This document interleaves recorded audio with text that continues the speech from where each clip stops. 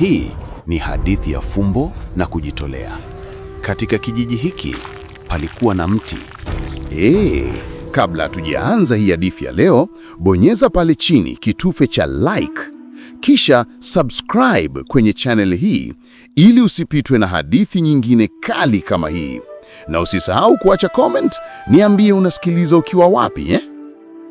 Palikuwa na mti, tofauti na mti mwingine wowote. Mti uliokuwa mnavuja damu mara moja kila mwaka. Na kwa kila tone la damu, mtoto bikira alikufa. Hakuna aliyejua kwa nini. Hakuna aliyethubutu kuhoji. Isipokuwa msichana mmoja jasiri aliyeitwa Adana. Alichokigundua kingetetemesha kijiji kizima, na alichokifanya baadaye kingebadilisha hatima yao milele. Usiruke hata sekunde. Hii ni hadithi ambayo hutaweza kuisahau. Hapo zamani za kale, katika kijiji kiitwacho Amoji, kulisimama mti wa ajabu, tofauti na mwingine wowote. Mti huu ulivuja damu mara moja kila mwaka, na kila ulipofanya hivyo, bikira alikufa katika nchi hiyo. Mwaka baada ya mwaka, watu wa Amoji waliishi kwa hofu. Hakuna aliyejua ni familia hipi ingekuwa mwathirika ajaye. Kuvuja damu kwa mti huo kukawa tamaduni ya kutisha, kitu ambacho wanakijiji kwa huzuni walikizoea. Iliendelea kwa miaka mingi, ikitawala maisha yao kama kivuli cheusi. Katika kijiji hicho hicho aliishi msichana mdogo aliyeitwa Adana. Alikuwa amempoteza baba yake miaka michache iliyopita, na sasa aliishi na mama yake na kaka yake Emeka. Adana mara nyingi alikaa kimya, akili yake ikiwa imevurugika. Alijiuliza, mti huo ulitokeaje? Kwa nini unavuja damu mara moja kwa mwaka? Na kwa nini lazima msichana au mvulana bikira afe kila unapotokwa na damu? Siku moja, akiwa hawezi tena kuweka mawazo yake moyoni, alimgeukia mama yake. Mama, nataka kukuuliza kitu. Endelea binti yangu, niulize chochote. Ni nini? Mama yake alijibu, akimtazama kwa macho ya upole. Mama, kwa nini mti ule mbaya unavuja damu mara moja kila mwaka? Na kwa nini bikira lazima afe kila unapotokwa na damu? Mama yake alipumua kwa nguvu na kutikisa kichwa polepole. Sijui binti yangu, mti huo umekuwa ukivuja damu hata kabla mimi kuolewa na baba yako. Hakuna anayejua hasa jinsi ulivyotokea. Lakini mama, ninaogopa. Ninaweza kuwa mwathirika ajaye siku moja, alisema Adana, sauti yake ikitetemeka. Miungu na ipishie mbali. Huwezi kamwe kuwa mwathirika wa mti huo mbaya, si binti yangu? Mama yake alijibu kwa udhabiti. Lakini mama, Adana aliendelea, wako wapi miungu? Kwa nini hawawezi kuzuia mti huo usivuje damu? Kwa nini hawawezi kutulinda na kuwazuia wazao wao wasio na hatia wasife? Mama yake alishituka na kuangalia huku na kule kwa hofu. Mungu wangu, huyu msichana, unaongea sana. Tafadhali, sitaki shida yoyote. Acha kuongelea miungu hivyo, alionya, akinong'ona kana kwamba anaogopa mtu au kitu kinaweza kuwasikia. Usiku huo, Adana hakuweza kulala. Wakati kaka yake Emeka alikuwa amelala fofonde kando yake, yeye aliketi pembeni mwa kitanda akitazama kwa kuchanganyiko. Moyo wake ulikuwa mzito, akili yake haikutulia. Mti huo ulitokeaje? Kwa nini unawaua wasio na hatia? Kwa nini hakuna mtu aliyefanya chochote kuhusu hilo? Kesho yake asubuhi, akiwa na mtunjo wa ubongo kichwani, Adana aliondoka nyumbani kwenda kuteka maji mtoni. Njia ya msituni ilikuwa kimya, ikiwa imejazwa tu na milio ya bunde na sauti ya majani yaliyokuwa yakitanyagwa. Njiani, alikutana na mwanamke mmoja wa wanakijiji, akitembea pole na kikapa kake mkononi. Shikamoo mama, Adana alisalimu kwa heshima. Marahaba binti yangu, hujambo leo asubuhi? Yule mwanamke alijibu kwa tabasamu la uchangamfu. Sijambo mama, tafadhali nataka kukuuliza kitu, Adana alisema akisita kidogo. Sawa, na kusikiliza, mwanamke huyo alijibu akiwa na shauku. Tafadhali, unaweza kuniambia jinsi mti ule mbaya ulivyotokea katika kijiji hiki? Mwanamke yule alitulia, tabasamu lake likafifia. Alimtazama Adana kwa makini, kisha akatikisa kichwa polepole. Binti yangu, swali hili ni zito sana kwa mtoto mdogo kama wewe. Lakini nitakwambia ukweli. Sijui fumbo lililo nyuma ya mti huo mbaya. Tangu nilipoolewa katika kijiji hiki, mti huo umekuwepo. Niliukuta hivi, ukivuja damu na kuua. Hakuna anayejua hadithi yake ya kweli. Adana aliinamisha kichwa chake, akikata tamaa. Alimshukuru yule mwanamke na kuendelea na safari yake kuelekea mtoni. Akili yake bado ilikuwa imejaa maswali yasiyo na majibu. Alipokuwa akitembea, mawazo yake yalikuwa na mwangu kuliko hata sauti ya nyayo zake. Kwa nini hakuna mtu anayetaka kuongea? Kwa nini kila mtu anauogopa mti huu? Je, hakuna mtu anayejua ukweli? Fumbo lilikuwa zito, lakini moyoni mwake Adana alihisi hitaji la dharura la kufichua fumbo hilo bila kujali hatari. Adana aliporudi kutoka mtoni, mawazo yake yalikuwa mazito zaidi. Aliketi nje, akitazama mbele bila kuelekeza macho mahali maalum. Kwa kuwa hakuna mtu aliye na jibu la swali langu, lazima niende kwa mfalme. Yeye ndiye mtawala wa nchi hii. Hakika lazima ajue fumbo lililo nyuma ya mti unaovuja damu, alijisemea. Bila kumwambia mtu yoyote, alisimama kwa ujasiri na kuanza kutembea kuelekea ikulu ya mfalme. Alipowasili, walinzi wa ikulu walimtazama kwa mshangao. "Unadhani unaenda wapi, msichana mdogo?" Mlinzi mmoja aliuliza, akijaribu kumzuia. "Huwezi tu kuingia ikulu ukidai kumwona mfalme."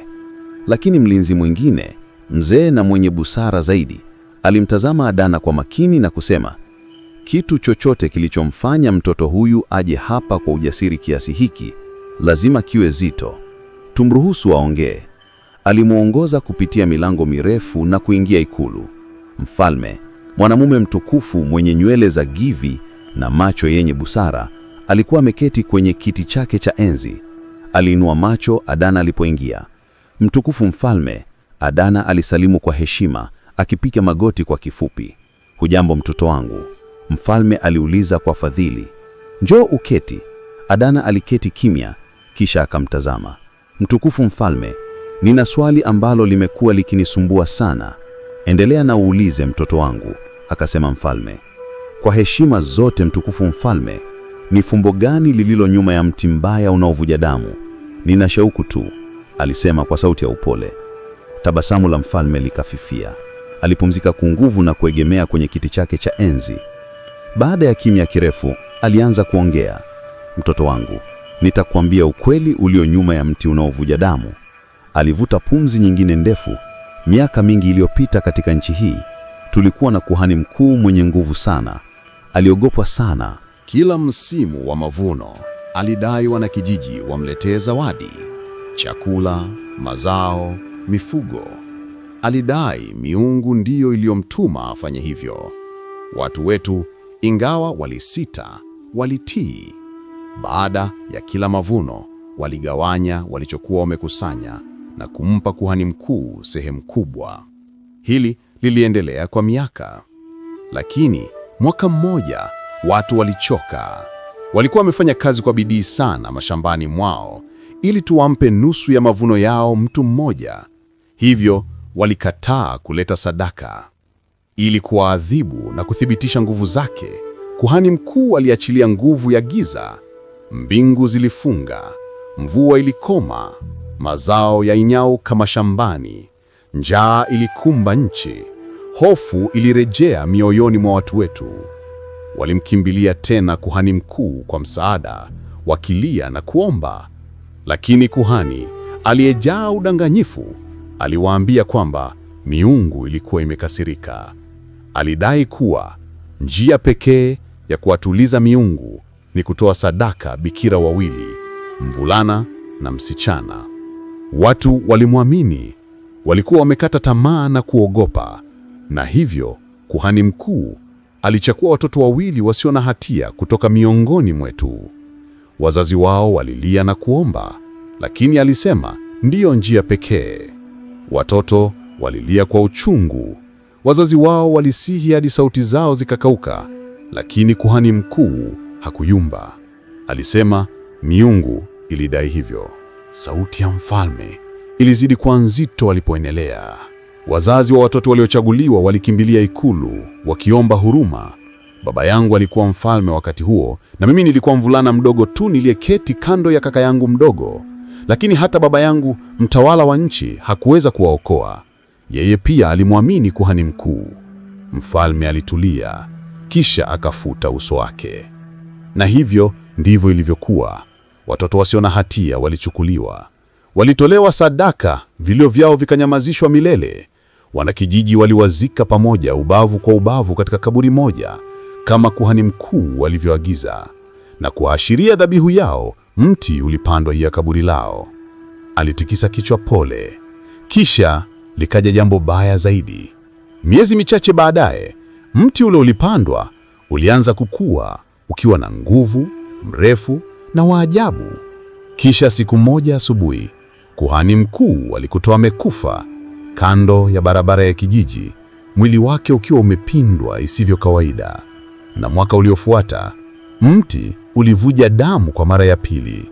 Mwaka huo huo nilimpoteza kaka yangu pekee. Nchi ililia, ikulu iliomboleza. Adana alifunika mdomo wake kwa mshtuko. Kama hiyo haitoshi, mfalme aliendelea. Mti ulivuja damu tena mwaka uliofuata. Bikira mwingine asio na hatia alikufa. Hofu ilitawala kijiji. Watu wetu walianza kutafuta majibu nje ya mipaka yetu. Walisafiri mbali hadi wakampata mwonaji mkuu mwenye nguvu, na kupitia yeye ukweli ulifunuliwa. Roho za watoto waliotolewa sadaka zilikataa kupumzika. Vifo vyao havikuwa vya haki. Roho zao zilikuwa na hasira, zilijaa maumivu na kisasi. Na walikuwa wameulani mti huo kuvuja damu mara moja kila mwaka, ukidai maisha ya bikira kama malipo. Moyo wa Adana ulidunda kwa kasi. Suluhisho ni nini, mtukufu mfalme? Aliuliza. Mfalme aliitikia kwa kichwa kwa huzuni. Alimtazama, sauti yake sasa ikiwa chini. Sehemu mbaya zaidi ya ufunuo huo ilikuwa hii: njia pekee ya kuvunja laana hiyo ni kwamba bikira lazima ajitolee kwa hiari yake, awe wa kike au wa kiume, ili atolewe sadaka. Sio kwa nguvu, lazima iwe kwa hiari. Alitulia. Bikira lazima ajitolee kuchukuliwa na mti. Hiyo ndio njia pekee ya kutuliza roho zenye hasira na kukomesha laana. Alipumua kwa nguvu na kufuta chozi. Baada ya baba yangu kufariki, nilimuoa mke wangu mrembo. Na mke wangu alinizalia watoto 3, wavulana 2 na msichana 1. Lakini hakuna hata mmoja wao aliyevuka umri wa miaka 10. Mmoja baada ya mwingine, mti